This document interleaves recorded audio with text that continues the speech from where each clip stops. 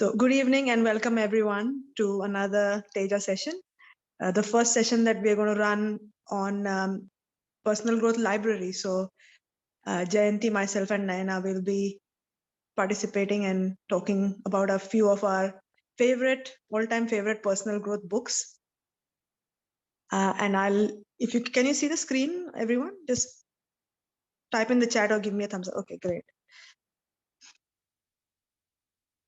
Can we move to the next slide, please?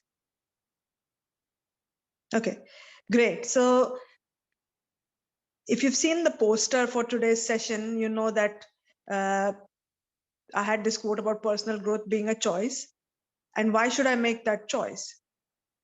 So I think personal growth is a choice that each individual should make, because if you visualize yourself, everyone has seen successful people who seem to be getting this result effortlessly and always at the top of their game, very good at communicating, very good at making those connections, able to perform really well, being fit, healthy. And sometimes you look at people and think, how do they have it all? I'm very sure that they are investing in personal growth of some sort, or investing in themselves and their development in some way or the other. So that's the biggest reason you should invest. It's not about hard work, it's about smart work. And I think personal growth is a very important element of that smart work, in my view at least. So today's session is going to be we are going to discuss some of our favorite books, but you are all welcome to add to that list and to share about any personal growth resource that you have recently experienced, whether it's a podcast, a TED Talk, YouTube video, book or audio book, anything that you have experienced and that stuck with you, or something that you try to follow in your day-to-day life. We'll love to hear that as well. So, and we're not claiming in any way that we are experts in personal growth or we've read all the amazing books out there. There's heaps and heaps of books, as all of you know. But we are going to talk about 3 of our most favorite books and unpack them a little bit. There'll be more like informal reviews, if you like. And just like if you've ever seen a film review by a film critic, and if you looked at a review and looked at the star rating and thought, wow, this looks good, I want to watch the film. It's a bit similar to that. We're trying to give you an informal review of the books, and then if you feel interested or feel engaged, then pick up the book and please go for it and read it. So let me introduce our speakers. There's Naina and there's Jayanti. So we'll start with the first book that is Naina's pick. So can we have the next slide, please?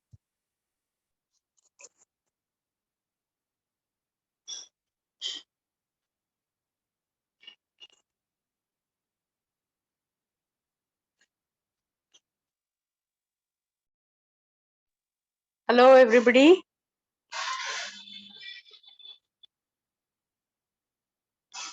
I really like this idea of picking a favorite book, all-time favorite book, and then, talking about it. I'm so happy to talk about this book, Being Happy.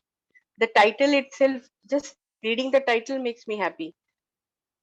This book, especially if you want to know reasons like why anybody should read this book.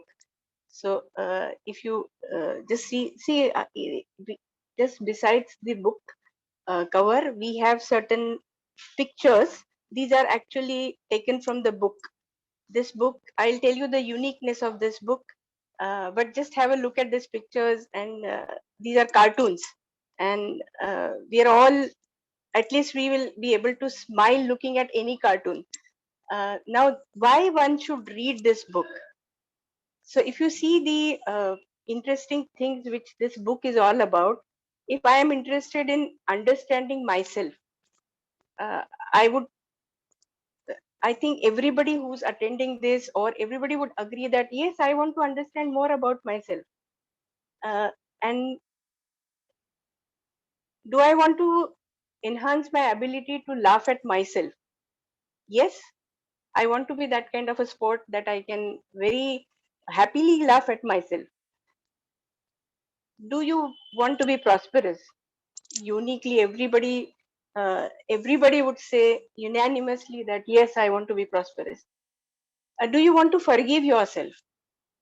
Yes, I do want to, because I don't want to take along those kind of baggages which make my head so heavy and my heart so heavy that maybe that I have done something wrong, I have made some mistake, but I want to forgive myself and move on. So this book is all about these interesting things. Now this author is also so very interesting character, so very interesting personality.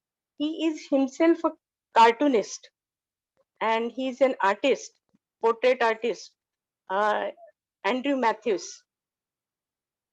He has received so many art prizes. So he's basically a cartoonist. But look at the books he has authored, look at the publications he has given to us are amazing, really amazing. And the unique thing is about this book is any age person can take this book, open on any page, and you'll find something, some takeaway, very very interesting takeaway from that book. So whenever, like, even if you feel like don't feel like reading anything, don't feel like doing anything very serious, just open this Being Happy on any page and read it, and you'll find yourself in a different mood altogether. He's a very dynamic and entertaining speaker as well, very well known in Australia, Asia, and also in Europe. So this book, I really feel this is not a book. It's a practice manual. This is not a one-time read kind of a book. It's a book to be treasured in the house as a reference book. Because when you read through this book, you'll find that you, even if you read it n number of times, you'll find something new, some takeaway which is relevant to me for today. And the progressive flow of this book is also very interesting. There are lively cartoons, and the cartoon itself makes it so much of sense looking at the cartoon. I don't know how this person has imagined that a cartoon can really represent many pages of writing, but just one cartoon explains everything. This book was first published in 1988, but you can see that it is applicable, very much applicable. Each example of that book and each page of this book is applicable today, and maybe for more years to come. I'm sure that this would be applicable.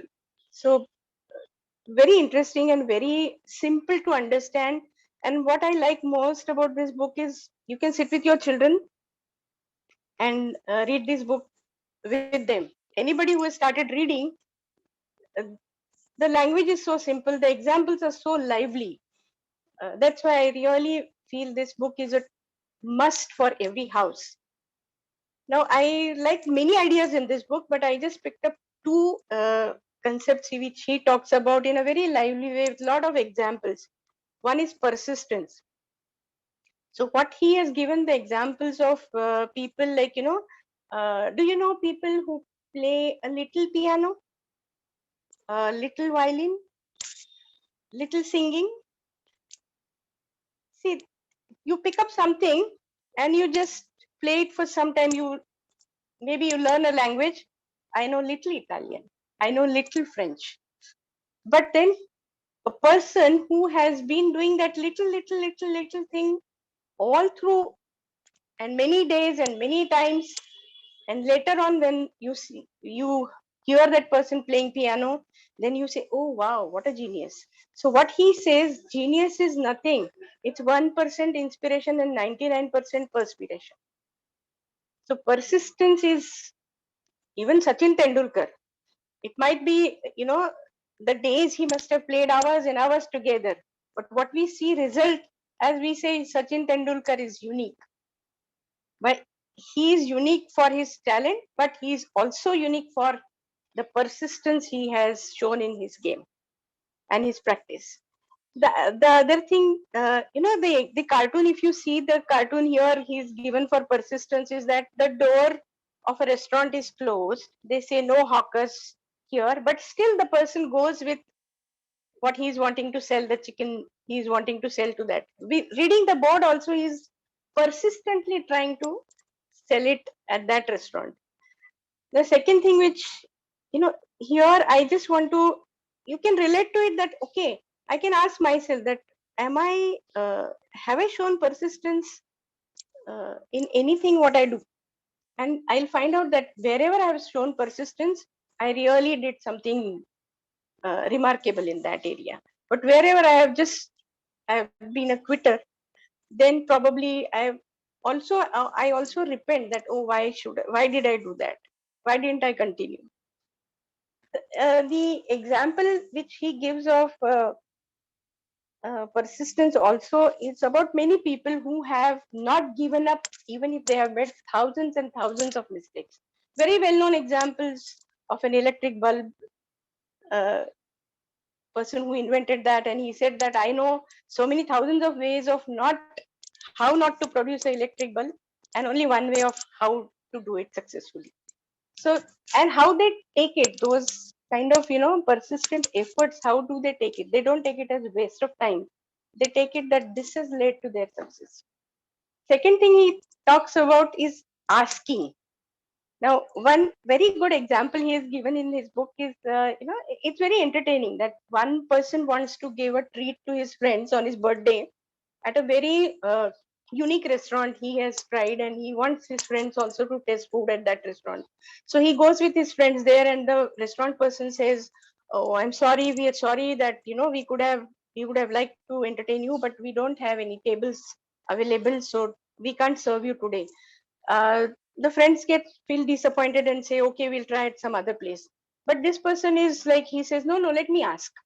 So he goes and asks again that person, the counter person, that can you check again?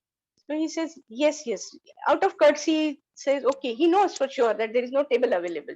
But out of courtesy, he just checks it again for his satisfaction and says, sir, I'm really sorry, we don't have a table. Then he says, can I talk to the manager? Now the person very politely tells him the manager is also going to look at the same log which I have, and then he is also going to tell you the same thing, but still I'll call him. So he calls the manager. This person asks the manager, like, sir, we are very eager to have food. Today is my birthday and I want to treat my friends here.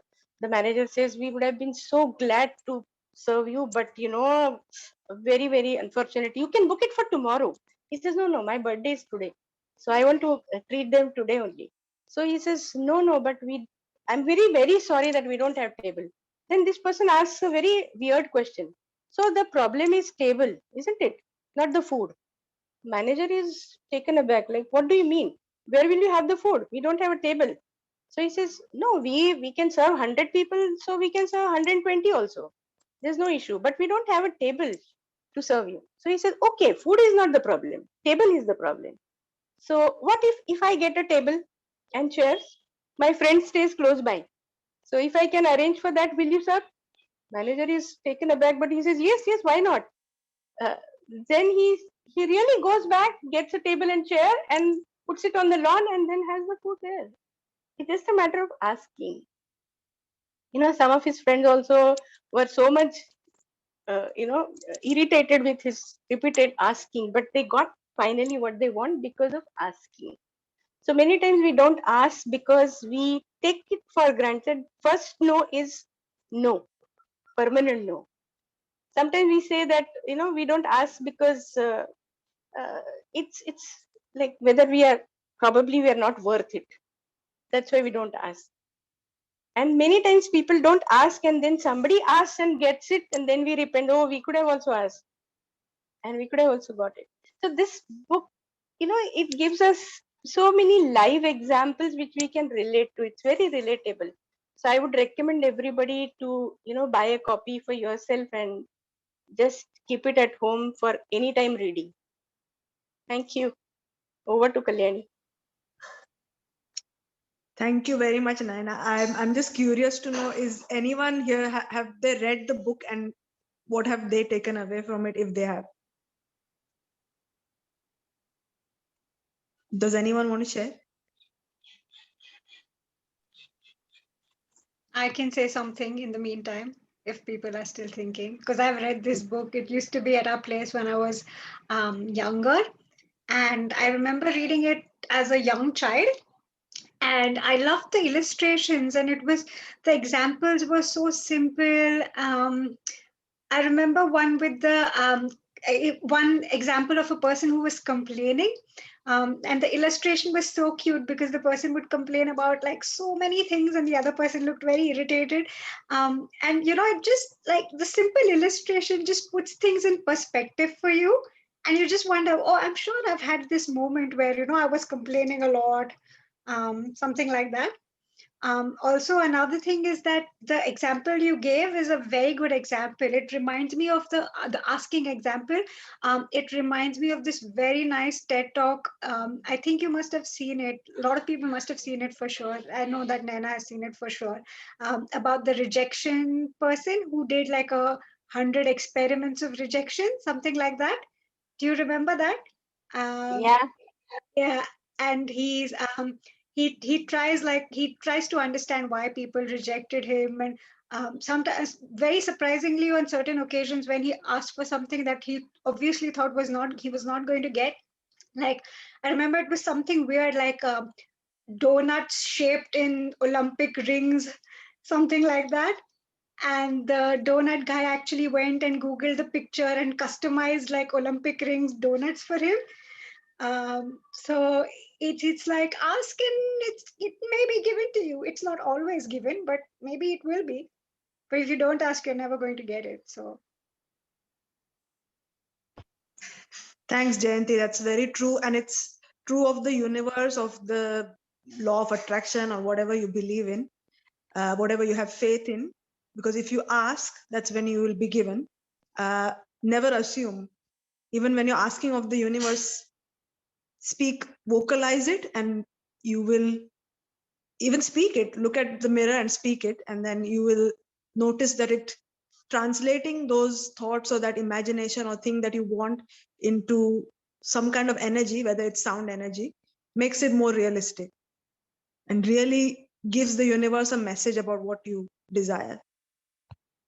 So if we can move on to the next slide, I'm getting really good some feedback in the chat, and people are also talking about the books that they've read. So we'll go to that after we have finished the 3 books. So Being Happy, it was the first book that Naina talked about, and it's like she mentioned, it is so easy to read. You don't have to read it from cover to cover. You can just open any page, look at the illustration, it will make you smile. There's no doubt about that. So the next book that we have, and can we go to the next slide? I'll ask Jayanti to talk about the next book. This is one of her favorites. thanks, Kalyani. Yeah, I've got plenty of favorite books that I really like. A lot of them are very heavy on the spiritual and philosophy side, but this is a really light and nice book that I really enjoyed reading. I got to know about it because I watched the TED talk of this author, which I thought was an amazing TED talk on so many levels. But basically, personally, from a researcher's perspective, I find that I find that social science research is such an interesting field and such an underrated field. And somebody who's researching about happiness was very, very intriguing for me, to put happiness as a research subject rather than thinking of it as an emotional response that we have all the time, or we should have all the time. The subject of positive psychology is very interesting, and he's a researcher in Harvard, basically, who has been researching about this subject for the last 20 years or so. And what he wants to show is that in his TED talk, he states this idea that the person who said that it's actually the Earth that's rotating around the sun and not the other way around was hanged. And I think it's because he was right, but he questioned a belief that is very, very popular and very, very well accepted. And I think there's a similar belief like that, which is very popular and well accepted, is that when I am successful, I will be happy. And this guy, after all his research, he challenged that belief and he said, wait, maybe it works the other way around. Maybe happy people are the ones who are more successful, like truly, genuinely happy people, not the ones that are happy on Instagram. They are more successful. So he did a lot of research, a lot of studies to actually verify this. there are many interesting studies that he has done in terms of correlation. Um, Happiness is a collective choice. That's one of the things he says. It's really good. And I think one of the other things that he says, there's a big chunk of the book that talks about habits. So this is the thing that I'm going to be talking about. And at the end of it, there is I don't know if you have the link, but there is a mention of his TED talk. His name is Sean Aker. So I would really encourage you to watch his TED talk at least. He's so funny the way he conducts himself. It's such an engaging talk, and I've heard this TED talk like multiple times, just because like the impact is so good. It's so simple and so beautiful. So what the takeaway, one of the takeaways for me was about the subject of habit, and his language and his like the way he has narrated in the book is so relatable. You just feel like it's an everyday experience. So he's a researcher in positive psychology, and he said, well, habits can be built, right? That's what they say. So, well, if I do something for 21 days straight, maybe it'll become a habit. And he was like, as a researcher of psychology, he decided to make a spreadsheet, and he said, I want to learn the guitar, so I'm going to do it for 21 days straight, and then let's see what happens. And then at the end of 21, so he was like, every time I do this activity, I'm going to mark a cross on it, and then keep going on, keep going on. And at the end of 21 days, he saw that the boxes that were crossed were a lot less than the boxes that were uncrossed. And then he was really disappointed with himself, and he was like, well, that's as a researcher of positive psychology, how am I going to like state this result to the rest of the world? And then he started thinking he had become a depressed positive psychologist. So that's all the more worse for his reputation. But he said, hang on, there must be something to this that's different. And he said, well, willpower, or like the thing that we call motivation, is actually not a source that is so powerful. It depletes eventually, and the more you use it, the more it gets depleted. People who were asked to use their willpower and not to have certain types of cookies, that was one group, and the other group was people who were allowed to have the cookies or not exercise their willpower. The people who are not exercising their willpower perform better in a test that was conducted afterwards of simple puzzles. So it's a truly depleting source in many ways. So he said, well, willpower is not the thing. What is the other thing? And it turns out that we are just lazy. There is literally nothing else to it. We are lazy humans. And he said that if there was, so he came up with this principle called 20-second rule. And the idea is that if there is something that is beyond 20 seconds time reach, then he is less likely to go ahead and do it. So imagine if the guitar is at a corner and the TV remote is like on the couch in front of him, and it's easy for him to get the TV remote. He's not going to go to the guitar. Also, playing the guitar is such an effort anyway. Watching TV is a lot easier. So he decided to make a different strategy. And what he did was he took off the batteries of the remote and he hid them at a specific place in his bedroom, which was quite far away. And he kept the guitar very close by, close to him. So eventually he realized that he was too lazy to get up and put the batteries back in the remote. And he just thought, maybe I'll just play the guitar instead. And he sort of designed the laziness to work in his favor, to incorporate better habits. So, well, motivation is something that is quite overrated, and not everyone is intrinsically motivated, right? Sometimes we are just, a lot of us, we are just lazy. And we need to be like more strategic about how we use our laziness. And definitely like this whole basic concept of how happiness fuels um, our work responses, our performance in everything. And I think this was, especially in as an academic, I feel like this is such an important lesson, that people think that as leaders they should be very hard, they should be very motivating, everyone should be like working really hard in their team, people should people should be fearful of you as a leader. Whereas I think it's totally the opposite, that leaders who are kind and loving and maintain a happy environment, that's when people perform really well. So yeah, I think the importance of good mental health, not, I'm not going to say happiness, because happiness is not a permanent perpetual state that we are in. It would be a pressurizing thing to tell anybody to be happy all the time. But the value of good mental health, and its correlation with how you perform at work, or how you show up in your social life, is so important. And he has done this with a number of experiments, a lot of research data, which makes me feel, which makes us quite like, it feels very satisfying to read this book and feels very convincing. So I would really encourage you to read this book, if not at least watch the TED Talk. It's quite fun. Thank you, Jayanti. That's great. And I'm not surprised, coming from a researcher. The book involves a lot of research and a lot of convincing scientific things.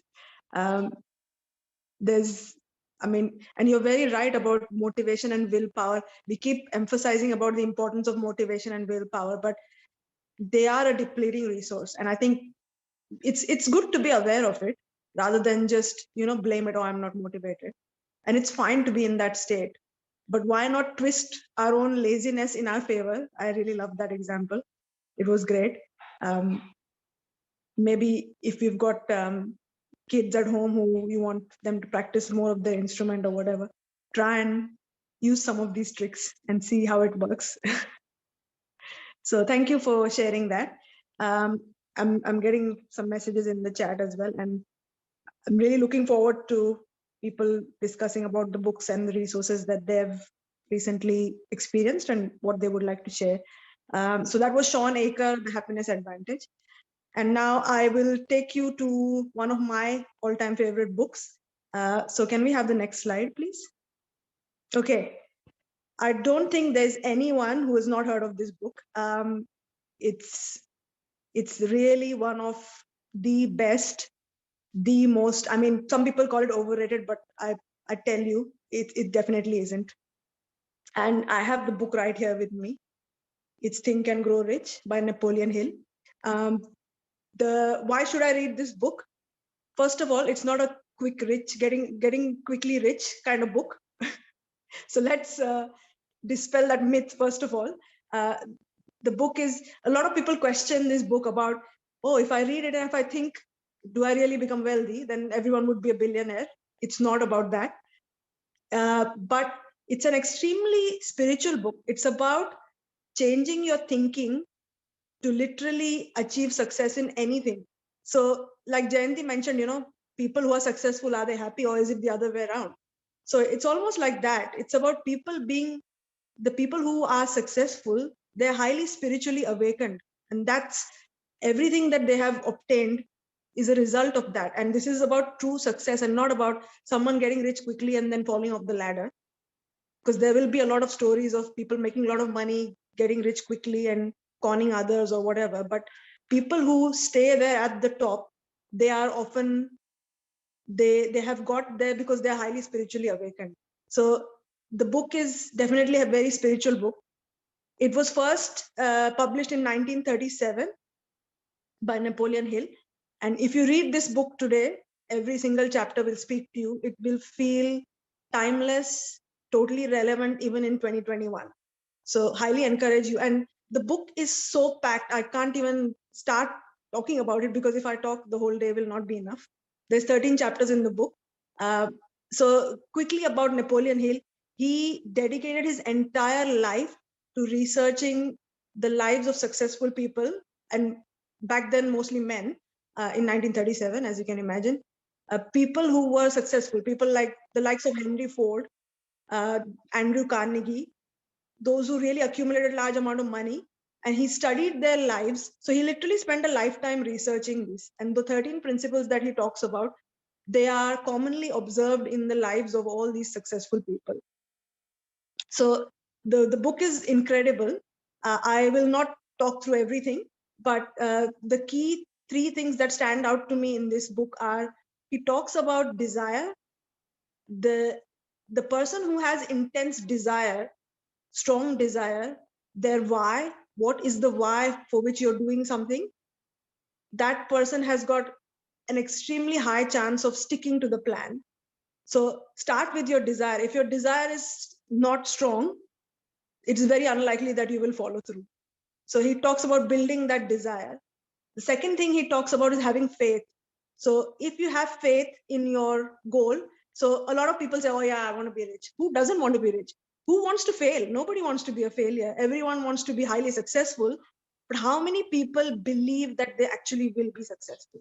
How many people actually visualize, if you want to be, for example, pay off your home loan, be debt free, how many people can actually visualize them doing that, being in that situation in the next 4 years, 5 years, 10 years, whatever? It's just conditioning that we are given a 30-year mortgage and we think, oh yeah, that's how my life is going to be. The next 30 years I'm going to spend paying off my home loan. So this is just a really practical and a simple example, but it doesn't matter what your goal is. If you have faith, that's, you have the desire, you have the faith. And what's the third most important thing? It's not magic, it's persistence and consistently putting the effort in. But you can see how the three things are linked to each other. So people who are, if you're watching the Olympics, you have seen a lot of gold medals and athletes and stories and how they've trained hard and what their desire was. So you can look at their lives and you'll almost be able to reflect these principles in their life. So I'm sure they have some sort of burning desire which kept them going. So whether it was someone who won the medal for rowing or swimming, they've spent hours getting up at 4 a.m., rehearsing, practicing, time and again, doing the same thing, repeating. So that persistence, why do you think they are successful today? Because that burning desire of the gold medal is there right in front of them. And do they have faith? Yes, they visualize that gold medal hanging on, then hanging around their neck. And that's what keeps them going. So the faith, the desire, and the persistence are very, very intrinsically linked. So even if it's just a small goal you might have, oh, in the lockdown, I'm just sitting on the couch and snacking too much. I want to improve my health, or I want to exercise every single day. How much do you really want it? How strongly do you desire it? And if you don't have it, build that desire. The simple step is just 20 reasons why I want to be fit. Just write that down and you'll be surprised. One or two of them will really, really make you do it, will make you jump out of the couch and do that exercise. So how strongly do you desire that? Then whether you follow through and work for, okay, I'm going to observe myself for a month of doing that exercise, 30 days in a row. And do you visualize yourself? So if you see after 30 days, if you see yourself feeling really good, feeling positive, being able to wake up in the morning without feeling lazy, without feeling like you didn't have a good night's sleep, then you're there, you're visualizing that. So three things are very tied together, and that's what Napoleon Hill talks about in his book. And there's two stories that I really want to share with you about. There's heaps of quotes and heaps of stories, and the book is not something you read cover to cover again. It is so packed. I think the best way to read the book is read it with a reading buddy or with a mastermind of friends and discuss what you read each chapter with your friend. And maybe after you finish reading the chapter, you can talk to your friend about what you like the most. I actually was fortunate to do a mastermind on this book with few other people, like 8 or 10 other people. And every week we had a call where we talked about the 2 chapters that we read and what we liked the most. And it used to be so different for most people. And that was the best way to learn more from the book. So if you have the book, make sure you read it with a buddy and try to unpack the book based on what you like the most. So let me finish up with the 2 stories. So one story is about persistence, where in the 1930s, as you can imagine, there's someone looking for gold, like the gold rush. He found out from some research that there was this site where if he could dig deep enough, he would discover gold. So he spent all the money that he had in buying this best equipment at the time. And all he would do is work hard from morning to sunset, digging and digging and digging deeper and deeper and deeper. Every day the more he did and the more he didn't discover, every day his faith started diminishing and his desire started weakening, and he started thinking, oh my God, I don't think I'm going to find this gold. So he actually gave up after a while. And then he said, what do I do with all this equipment? So he went to this guy who, the people who collect rubbish, and he went and sold the equipment. So he went and sold it cheaply, and he just took the money and was defeated and went away. And the guy who bought the equipment, so in a very crude way, like this kabadi wala guy who bought the equipment, he actually thought, I have this equipment and there's this site this man keeps talking about, maybe I should go there. He dug just 3 feet, just 3 feet. He found heaps of gold. He became very wealthy. So that's the story of success, where we just feel like, that's it, I can't do anymore. And usually it's not very far. Success is not very far from that point. So that story really stuck with me, because it is interesting. If you observe in your life where you think, where have I quit? And if I would have persisted just a little bit more, then success was there. So people who you perceive as winners, it's not fluke. They have done this again and again. They have failed several times, and they won only because they didn't give up until they won. So I think that applies to anything that we do, right? And the second story is about Napoleon Hill's son himself. So Napoleon Hill's son was born deaf and mute, and the doctor said that he will never hear in his entire life. So Napoleon Hill himself was in the midst of researching all these successful stories at the time, and he read a quote. He developed a quote, rather, based on what stories he had seen, that every failure or disadvantage comes with a seed of an equivalent or better advantage.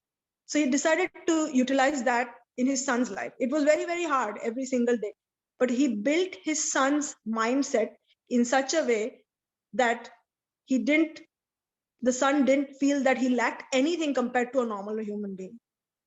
That's exactly how both the parents decided to have his upbringing in such a way that they never taught him sign language. They just, he used to lip read, or if people screamed very loudly, he could hear it. But slowly, he was never given the feeling that he was less in any way. And that he was always given the hope that he is going to be able to hear like a normal person.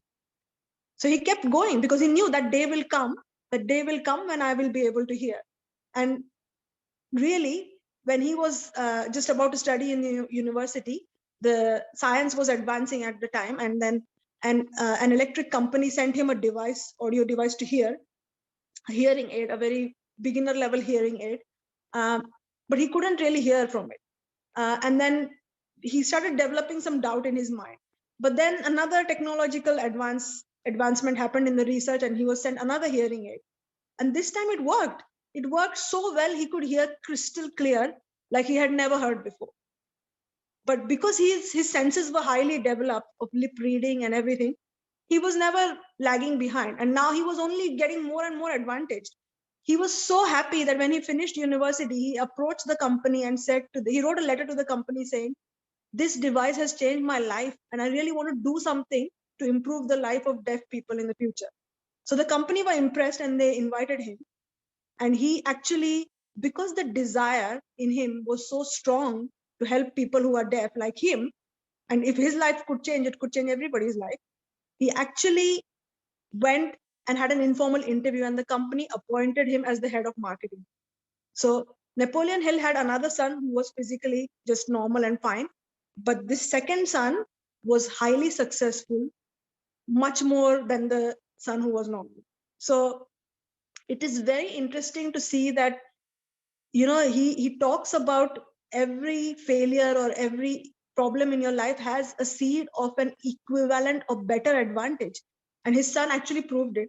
So it's very, very interesting to see that the desire to be there, and the faith that he would hear one day, and he just persisted with things. So that story was very impressive. I actually loved that story. So I would highly recommend, please read this book, get it and study it. There's the quotes I cannot even tell you how many amazing quotes there are in this book. So, and yes, if you feel like it will help you to get rich, it will. If that's your goal, it will help you to achieve that goal as well. So I highly recommend. And Napoleon Hill has written some other really wonderful books as well. So, but I highly encourage you to get a copy of Think and Grow Rich. So that's about the 3 books. And now I will hand over to all of you, and you can unmute your microphones and tell us about a recent book or a resource that you have experienced and what did you think about it.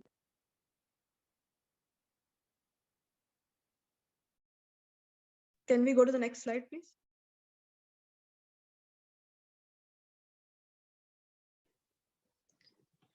While people are thinking and reflecting and saying, there's one quick thing I want to say about that story that you said.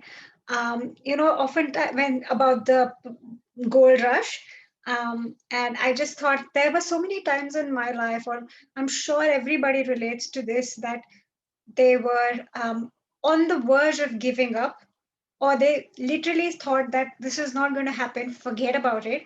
And then they said, but okay, maybe I'll do this little thing which doesn't really involve much effort, maybe. And then the universe surprised me, or the universe surprises us oftentimes. And I think there's a lot of power in the power of surrendering as well. So just when you're about to give up, at some point of time, you just surrender, and then that's where the success lies. Absolutely, very true. So I'm getting some good feedback in the chat. Rich Dad, Poor Dad, absolutely. So, and Awaken the Giant Within by Anthony Robbins, another great guy. So if you've read some of these books, and if you can share with us one thing or one thought or something that stuck with you, that will be amazing. Anyone like to share? Hi. Hi. Just a small outline about this book is there were 2 types of dads. One of them was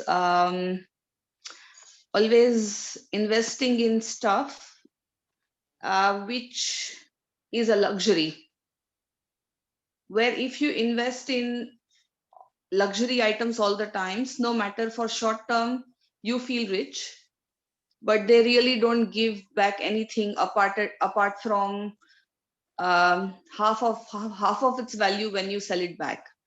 But if you invest your time in good things, as in the book doesn't say about spirituality or anything, but if you invest in your mindset, or if you invest apart from good items that are necessary in life, but also invest your time in better things, you get a valuable return out of it. So in this, that teaches the son, whatever you have in life, if you invest, for instance, in shares, that increases your knowledge and also secures your future. But if you keep investing constantly in luxuries, at the end of the day, you will feel rich for a shorter while, but it won't make you really rich in future. Very true. Thank you, Bini, for sharing that. I can see the book names there. The Silva Mind Control, no doubt about it. Jayanti and I are totally biased about the Silva method, but that's true. It's an incredible book. Would anyone else like to share?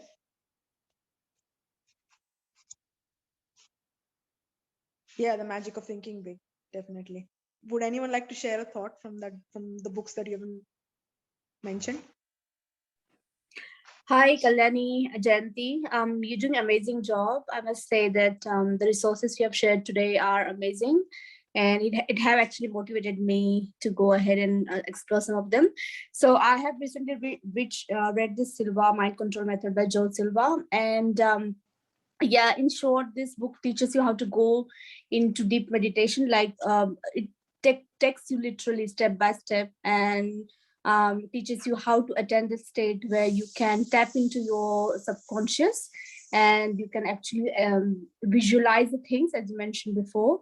And that actually that's one kind of thing where you can visualize and attend what you want to attend, whatever your goal is. So it does work, but the only thing that they have said over and over again, you have to be consistent in your efforts. So you have to keep practicing the meditation. It does not come overnight, so you have to keep practicing, and eventually you reach a state, you learn how to go into your tap into your subconscious and achieve and visualize what you want. So it's really nice book to go through once. Thank you, Medha, for sharing. Yes, so Jayanti and I, we were so inspired after reading the book. We actually did the 4-day program, and I think we have been reaping really good rewards from the program. So I would highly recommend people also, if you're interested in dynamic meditation and if you're looking to improve your health, improve your life, improve in positive thinking, goal attainment, whatever it is, the Silva method is highly recommended program. There's more Alchemist, Paulo Coelho, no doubt. It's an amazing book. Anyone else would like to share? I have two other book recommendations that I really like. I haven't spoken about them today because they are more, they're a little bit more philosophical, on the philosophical side. But these books are so inspiring to me that I sometimes go to a bookstore or places where I just buy multiple copies of these two books, and I just sometimes hand it out to people just because I like them so much, and I keep buying new copies, and I keep giving the old copies to like people I think that need them. The first one is Man's Search for Meaning. It's a really small book, but it's a beautiful book. Just changes your perspective about the, like you said, the why is so important, and it's all about like the why and the meaning of life is really a beautiful book by Viktor Frankl, who was a survivor of the Nazi concentration camp. So it's a beautifully written book. So definitely highly recommend that book. And if you ever meet me and tell me, if we ever get to meet in person post all this lockdown drama, and one fine day you tell me that I've been listening to Teja, this book is interesting, I will just give you as many copies as you want, and you can give it to other people, because I would love for everyone to read this book. And the other one is called Letters from a Stoic by Seneca. This is, I don't know. This is an super ancient book, super duper ancient book, but it's timeless wisdom according to me. And again, sometimes I just pick up the book and I open a random page and I read something, and it really inspires me. I think both books talk a lot about the meaning of suffering and what lies beyond. So I think they're just beautiful books. Great. Thank you, Jayanti, for sharing. And Anna also mentioned The Miracle Morning. So that's another book that I haven't read, so I will be very interested in reading. Especially for us in Sydney siders who are in lockdown, maybe I encourage you to read some books.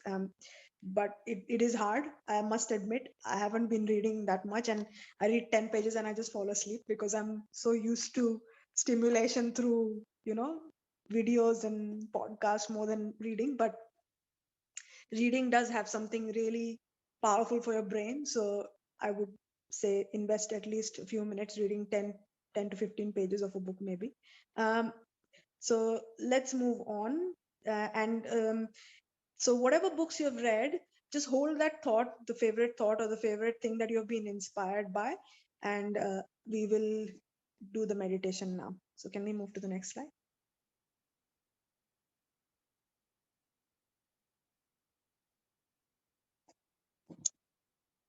All right, so let's do a meditation for positive habits.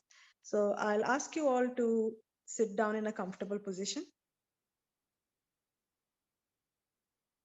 and just take a deep breath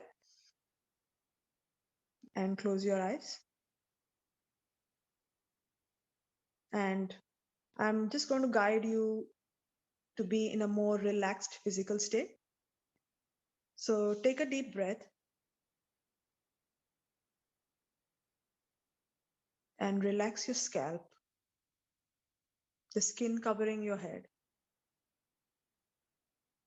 Slowly relax your forehead and your eyebrows.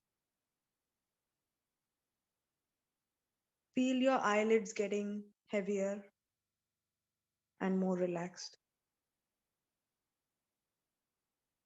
Take another deep breath. Feel the muscles of your face relaxing.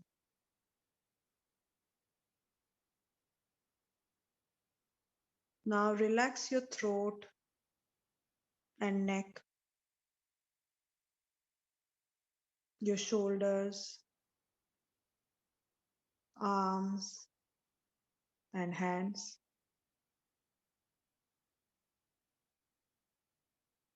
Take another deep breath. Relax the muscles of your chest and back. Feel your abdomen relaxing and settling into a comfortable breathing pattern. Relax your pelvic area, thighs, knees, calves, and feet.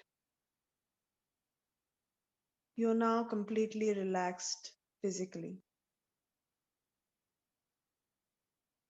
Now visualize yourself on a beautiful beach on a pleasant day with a very blue sky.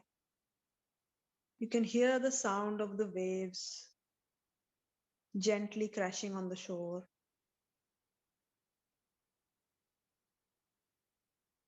There are palm trees in the distance and beautiful golden sand. And now you're swinging on a hammock amongst the palm trees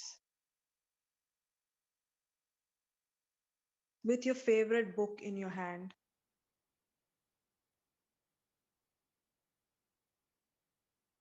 Now bring to mind your most favorite thought or the most favorite thing that stuck with you from this book. Dwell on it for a moment. Whether it was something that made you smile, made you feel optimistic, made you feel happy, made you feel relaxed and hopeful, just dwell on this thought for a minute.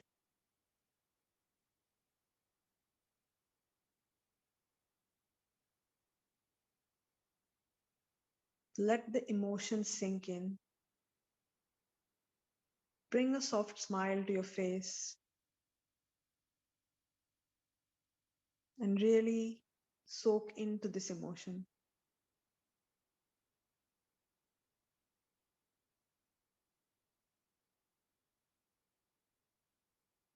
Feel your mind and body becoming hopeful, joyous,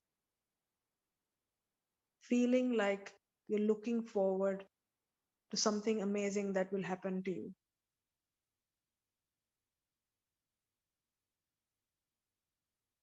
Take another deep breath and just feel gratitude about how your brain is able to comprehend all this complex information, give you this advantage of feeling emotionally positive, hopeful, and happy.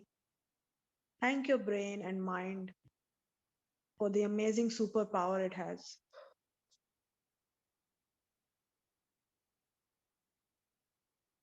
Now take a really deep breath, hold it at the top for a second, and just let go. Breathe out with a sigh.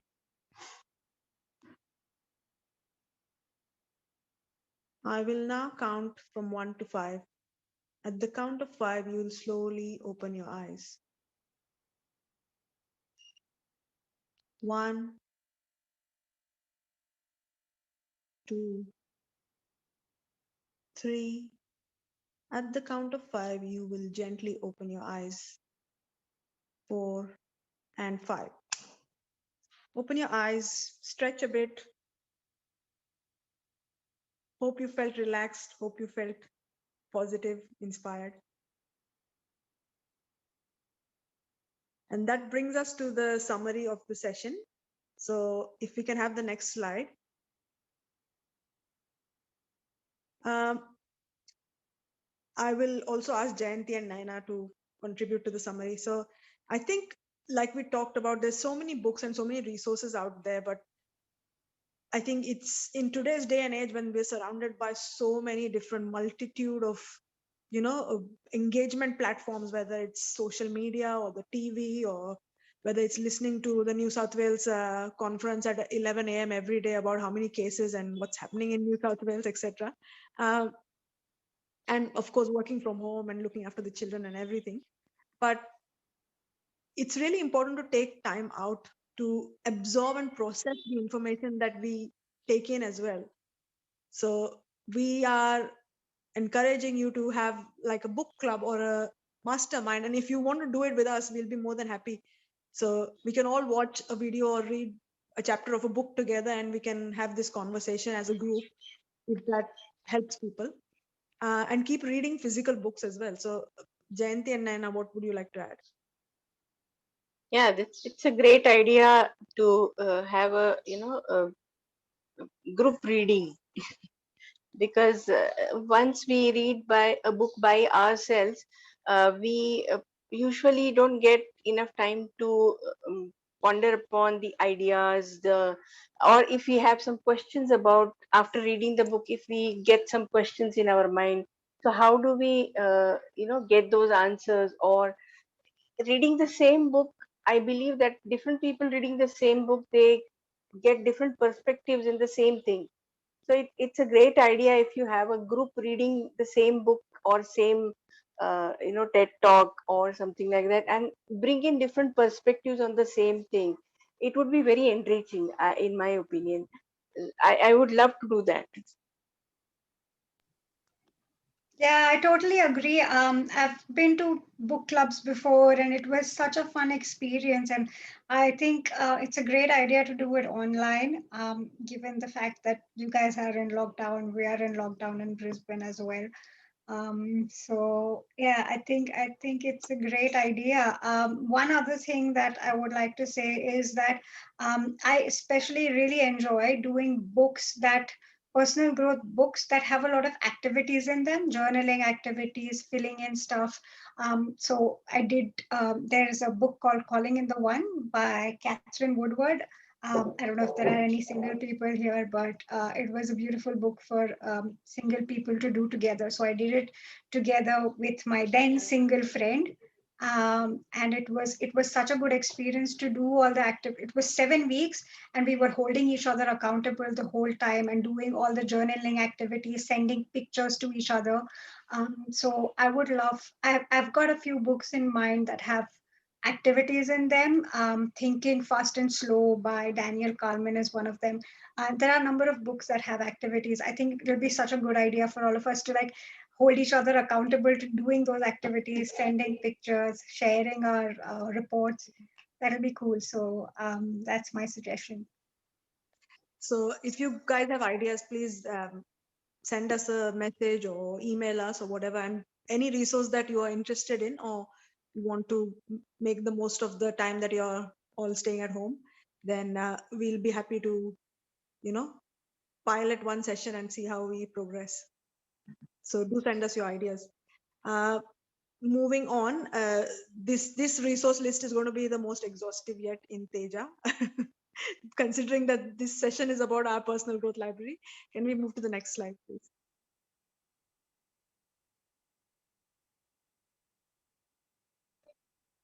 Yeah. So if you want to take a photo of this, please feel free to do so. I've not added any Instagram accounts on this occasion. So here's a list, and by no means be all and end all of the book list, but some of our currently read books or in progress reading books that we've been influenced by. So I've tried to cover a list where it's about, whether it's about achieving goals or healing yourself, or taking your thinking to the next level, or developing a good routine, whatever it is. And I'll ask Jayanti to talk about the resources that she has recommended to be added in this list. So You Are the Placebo, Dr. Joe Dispenza, is a very, very, very fascinating book. Whether you're if you're a science student or a person who has a science background, you will be all the more interested, because Dr. Joe Dispenza, he talks about the incredible superpower of your own brain in healing your body, whether it's critical illnesses, cancer, or he's got a number of stories where people have healed themselves and recovered. As a Man Thinketh by James Allen is probably one of the thinnest personal development books. You can probably read in an hour or under an hour, but very, very deep. I haven't read it yet, but I do want to read it. Code of the Extraordinary Mind by Vishen Lakhiani. So Vishen is the founder of Mind Valley, which is an incredible platform. Lots and lots of free resources there as well. And the book that Medha you mentioned, Silva Mind Control Method by Jose Silva, yes, and another extraordinary book. And again, it's Jose Silva talks about these concepts in the 60s, where he spent years and years of research. And Jose Silva was a person who had never even been to school. So it's just his passion that led him to become this great person who had so much knowledge about the subconscious mind and the power of the subconscious mind. And if you like to read books that tell you stories, because personal development books can be difficult, because you like to, if you take a crime novel, you just want to read it cover to cover, because it's who's the killer or what's this intriguing story, and you want to find out. Personal growth books may not always be like that, but some of them are in story format. So whether it's Jonathan Livingston Seagull by Richard Bach or The Alchemist by Paulo Coelho, it has a story. Robin Sharma's 5 a.m. Club also is kind of a story format. Then there's other books that I'll ask Jayanti to tell us a bit more about. Before Jayanti, I would just like to speak about this book, Prayer of the Frog by Anthony DeMello. Yeah, it's a compilation of one-page stories, and they're so meaningful stories. You are free to draw your own moral out of the story. There's nothing given here, but you can draw for yourself. And there are so many Zen stories and Mullah Nasruddin stories, but they're very, very meaningful and very applicable. I would recommend this. Comes in 2 volumes. Thank you very much, Naina. Jayanti, would you like to talk about some of the other Thank books? you. I actually love the Mullah Nasruddin stories. They're so funny, relatable, and they are beautiful. I really enjoy them. And I think Kalani has spoken about most of the books. There are some TED Talks. The TED Talk by Sean Aker, please watch it. I think you will really enjoy it, because it's the way that he speaks is very engaging, very funny, and it's a very important subject. Um, and the other one was the podcast by Jay Shetty. So sometimes I'm guilty of not reading enough. But what I really like to do is I've got a long, I mean, before the lockdown and after the lockdown, there's a long commute for me to work, which is about a 25-30 minute walk.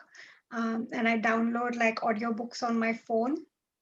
And I use the Google Play audiobook feature, but you can also use Audible. It has a lot of books on it. So I just like to play a book and walk. And it's nice and inspiring to begin your day by listening to a motivational podcast or a audiobook that is inspiring you. A lot of times when I'm not in the mood for listening to something deep and just something light and positive, I like listening to Jay Shetty's podcast. And also the other one which I would like to add to this is a Mind Valley podcast called Superhumans at Work. So it's a nice podcast to listen to when you're heading to work, especially to feel a little bit motivated. So yeah, those are my podcasts that I generally listen to when I'm on my way. Great. Thank you, Jayanti. And so there's heaps and heaps of books, and thank you all for sharing the ones that you have been inspired by as well. So I encourage you to take up one of the books or listen to one of the TED Talks and listen to some of the YouTube channels that you like. And please message us if you would like us to have this book club format going. We'll be more than happy to. We'll also feel like we are accountable. So that'll be great. I think that brings us to the close. Can we move to the next? Yeah, that. So keep following Teja Discover Radiant. We have all our sessions are recorded and they are uploaded to our YouTube channel. So if you've missed any sessions in the past or if you're interested, please do visit our channel and make sure you catch up on the subjects that you like. And feel free to email us or message us about any future topics that you would like us to talk about, or any guest speakers that you want to hear about, any specific subject. We'll be more than happy. We've collaborated with so many people, and it's been wonderful, wonderful experience for all of us. So thank you everyone for tuning in today, and I look forward to seeing you at the next session, which will be again in the month of August, and you will hear soon from us about the subject and the guest speakers as well. So thank you everyone, and hope you liked today's session.